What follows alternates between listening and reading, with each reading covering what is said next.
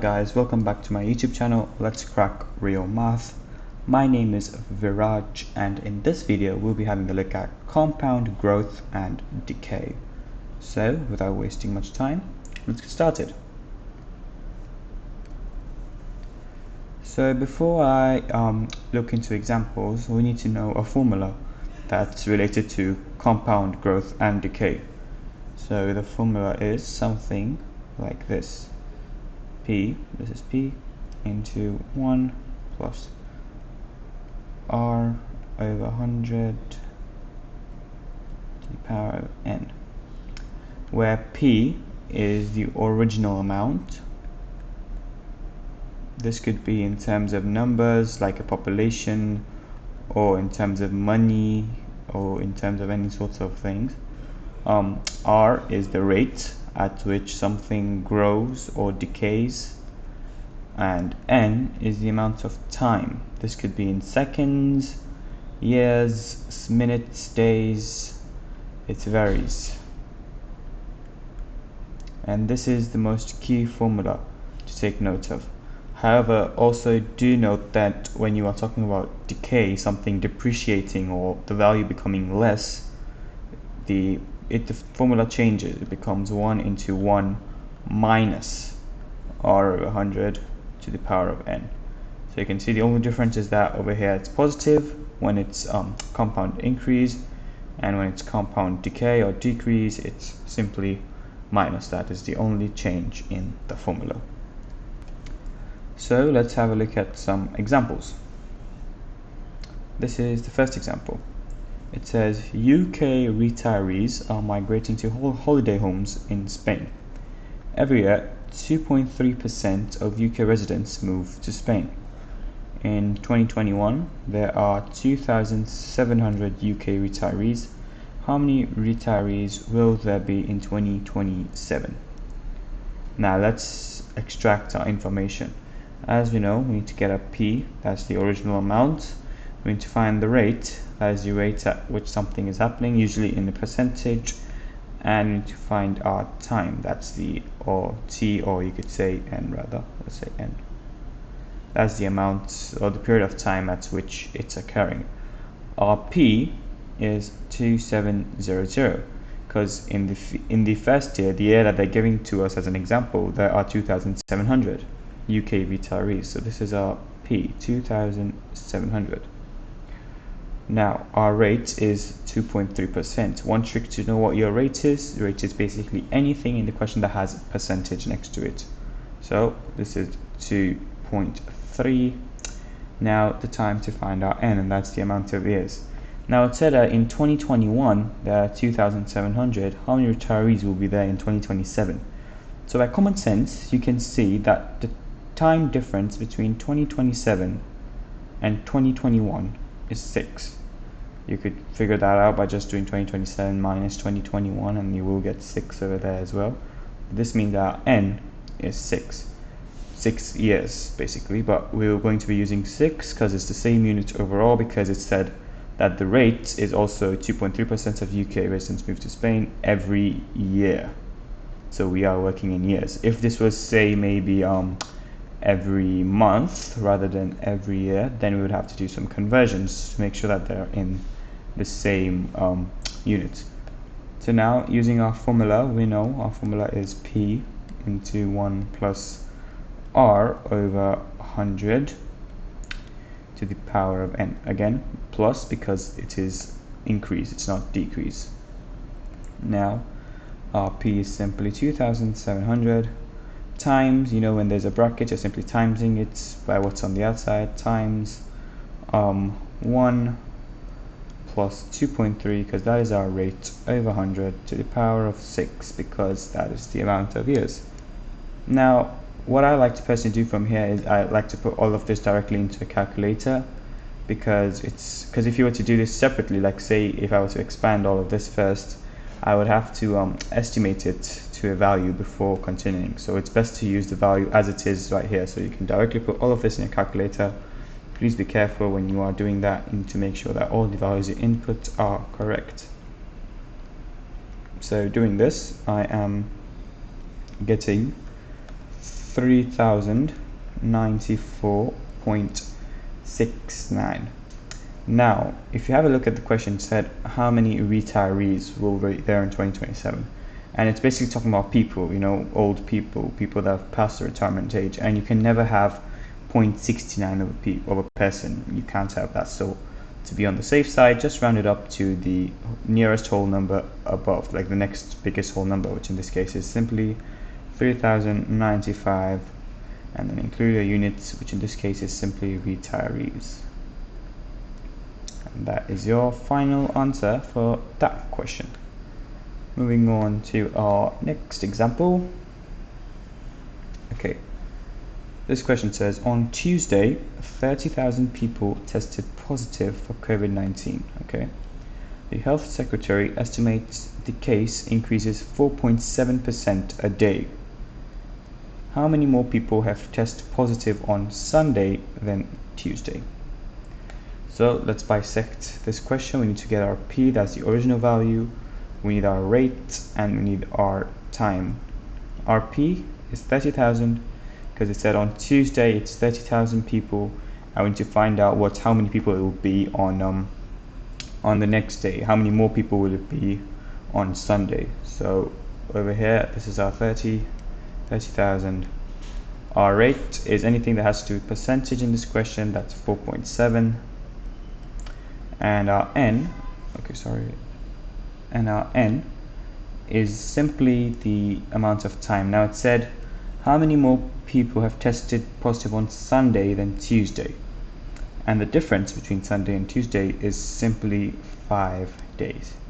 So our N is 5 days, and no conversion needed because since it's days over here, it also said that the health secretary estimates the case increase 4.7 a day. So we are working in the same units that we want to.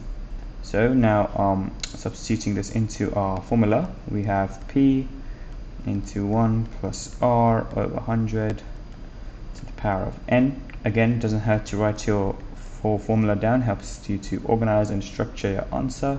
Some exams might require you to write it down to N mark, some might not, so please know if it does or does not, but I personally prefer to write it down because it helps to organize your answer. Substituting your values, you have 30,000 times 1 plus your rate, which is 4.7, over 100 to the power of N, which is 5 in this case because the difference between Sunday and Tuesday is simply 5 days. And as I said before, I would like to take this calculation as a whole in the calculator. So doing that, 30,000 times 1 plus 4.7 to the below over 100 to the power of 5. That is giving me 3,744. That's 7,744.58. However, in this case, we are also talking about people, and you can never have 0.58 of people. So again, to be on the safe side, round it up to the nearest whole number that's above it. That is 37745. Now, a lot of you will think this is the final answer, but it's not. Because read the question carefully. It said on Tuesday 30,000 people tested positive. We know that on Sunday this is the amount of people that will test positive for COVID. And the question did not ask that. It said how many more people have tested positive. So it's trying to ask for the difference, the increase between the two. And to find the difference or the increase between the two, all you do is you take your value that you found using your formula, that's 37,745, minus the original value which they gave, which is 30,000. Upon doing this, this is 7,745. Let's just confirm that real quick. 37,745 minus 30,000. Yep, 7,745 more cases. So as you can see, you have to carefully read this question till the end, because if you were to write this question as your final answer, then you would have been marked wrong, or you would have lost a bunch of marks, because that is not the final answer. On to the next example. It says water in a tank is, okay, let me just not write there. Water in a tank is leaking at a rate of 5.5% a second. The tank is filled up with 6 liters of water. How much water is left after 8 seconds? Give your answer in millimeters. Okay, so there's a bunch of information here. So first things first, I know this is compound decay and not growth. Why? Because it's leaking. It's decreasing. Water is decreasing. And it's a negative term, so basically now we know that the formula we'll use will be something like P into 1 minus R over 100 to the power of N. So not plus, but minus. Now we need to get our P, we need to get our R, and we need to get our N. Our R, let's start with the easy one, is anything to do with percentage, and that is 5.5. Our P is the original value, and the original value, as it says over here, is 6, because it said the tank is filled up with 6 liters of water before it started leaking. So how much water is left after 8 seconds? That means before it started leaking, at that rate, it was this much. So 6, that's our P.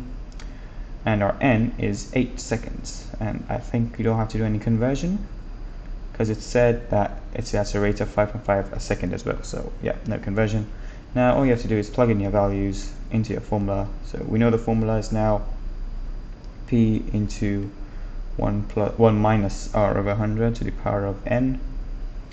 So putting it into your formula, you have 6 times 1 minus 5.5 over 100 to the power of 8. Doing this in your calculator directly, let's just do that real quick. 1 minus 5.5 over 100 to the power of 8. I'm having 3.8159. Let's just leave it to 4 dp for now. Now one other thing to know is that give your answers in millimeters, and since we were working with liters, all of this is in liters, so we need to convert it to liters. Now if you are not comfortable with conversion of liters to milliliters, there is one really good mnemonic that you can remember. It goes something like this: King Henry died by drinking chocolate milk. Now I mean no offense to any people concerned, it's just a mnemonic that I learned while I was at school, and I remember it like this. Basically this is M, this M stands for milli, this is centi, this is your base value, and this is kilo. I think this is deci and deca, and this is hectare, but we have nothing to do with those ones yet. Now our base value here is liters, and I know that whenever we go from left to right, we have to times. So if we go to here, we times by 10. If I go from here to here, from base to centi, I times by 100. And if I want to go from base to milli, I need to times by 1000. Similarly, if I was going the other way, I had to divide. So if I was going from base to disti over here, I'm dividing by 10. If I'm going from this base all the way to here, I'm dividing it by 100. And if I'm going from base to all the way to kilo, I'm dividing it by 1000. So since we are in liters and our final answer is 3.8159, all we have to do is times it by 1000 to get it in milliliters. And timesing this by 1000, you get 1000. Okay, you get 3,816 milliliters to the nearest milliliter. I rounded it, and that is your final answer. So you need to pay attention to the units in which they need your answers in. Next example, we have a new car is bought for £15,000. It depreciates by 33% each year. Tim sells his car for the value after 3 years. How much did Tim lose? So we know that it is compound decay, and the formula again that we are using is P into 1 minus R over 100, not 1 plus. Why is that? Because it's depreciating, it's getting less, a negative term, so that's why it's minus over here. So bisecting this question, we need our P, we need the R, and we need the N. Our P, that's the original value, or the original amount, in this case in terms of money, that's 15,000. Our rate, that is 33%, anything to do with percentage in the question. And our amount of time is 3 years. It simply states that there. And I don't think there's any need for conversion because it loses 33% each year. So yep, we have all we need. Just substitute this into our formula. This is 15,000 times 1 minus 33 over 100 to the power of 3. Doing this, putting this in your calculator, 15,000 times 1 minus 33 over 100 to the power of 3. This gives me 4,511.445 pounds. Now, this value is simply the amount at which the car would sell after 3 years, but the question asks how much did Tim lose. It's not bothered about how much it would sell for, it's just asking how much did it lose, basically the loss. So all we have to do is just do 15,000, the original value, minus your new value, which you just got, 4511.445. Doing this in my calculator, I am getting 10,488.56 pounds to the nearest pound. I estimated it to the nearest pound, and that is the final answer for that question because it asks for how much did he lose. So the difference, the loss. Now moving on to the next example. We have Maya deposits £756 in a bank that pays 2.3% compound interest a year. Work out the interest paid by the bank in 6 years. So in this question, she deposits money at a rate and the interest paid by the bank is beneficial to Maya. So we know that this is going to be using the formula equals to P into 1 plus R over 100 to the power of N. Why plus? Because she's gaining money. If you deposit money in a bank, the bank would pay interest to you and you would earn a certain amount of money later. So now finding the variables we need, P, R, and N. Your P is the original amount, that's £756. Your rate is anything to do with percentage, that's 2.3, and your N is the amount of years, which is 6 years here. Is there any conversion needed? I don't think so, because it said compound interest a year, so you are working in the same units. Now substituting those values in, you have 756 into 1 plus 2.3 over 100, all to the power of 6. This basically are timesing it, so doing that, putting that in your calculator. Please be careful while you are putting it, make sure there are no errors when you input that. Let's do the power of 6, and I am getting 866.514 to 3 decimal places. Pounds, obviously. However, that is the amount of money she will earn. That means that's the amount of money she will get back in total. So she deposits 756, and when her 6 years are over, she will now have this much money. However, it's asking for the interest paid by the bank, so the profit technically Maya earns, or the amount of money the bank had to pay extra. So all you do is you take this new value and subtract it by original value, so 866.514 minus the original value, which was 756. So So quickly doing that in your calculator, 866.514 minus 756, you get 110.51 to the nearest pounds. And that is your final answer for that question, because it's asking for the interest paid and not the total amount of money Maya will get after. And on to the last example for today, or this video rather. For this question I have Delaney loans £5,800 from a bank where the cost of borrowing is 6.7% per year. Calculate the amount of compound interest Delaney pays in 10 years. Again, I know this will require the formula P into 1 plus R over 100 to the power of N, because Delaney is ending up paying extra money, so it's obviously going to increase. The money count is increasing and not decreasing.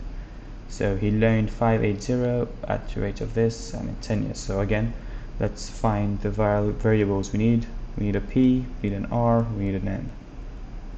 Our P is the original value, which in this case is 5800, because that's what he loans from the bank, £5,800. Our R is the rate, anything to do with percentage in the question, that's 6.7. And our N is the amount of time he does it for, and that's 10 years in this case. So 10 years. So any conversion needed? No, because it's at 6.7% per year, so you are working in the same. Okay, don't need to right now. Alright, sorry guys, just a second. Alright, because the units over here and your units over here are the same, so no need for any sort of conversion. Now that you have your variables, just input them into your formula. So we will now have something like this. We would have 5,800 equals to times 1 plus your rate, which is 6.7 over 100, all to the power of N, which is 10. And doing this, putting this in your calculator, I'm putting this in my calculator. Okay, I am getting 11,093.59 pounds to 2 decimal places, but that is not your final answer, because it said the total amount of compound interest Delaney will pay in 10 years, not the like it says calculate the amount of compound interest, not the total amount. So all you have to do for that is just subtract the original value, which was 5800, from your new value which you just got. So 11,093.5, sorry, not 9.59 minus 5800, and doing that in your calculator, you should get 5293.59 pounds. Do not forget to write the correct unit. And that, I believe, is the correct answer to that question. So thank you for watching this video, guys. Hopefully you enjoyed it. Please do perform an LSS, that is like, share and subscribe. Also comment in the comment section below for any feedback you may have, or any questions you may have, or even for any corrections to correct me. So thank you for watching, guys. Have a nice one.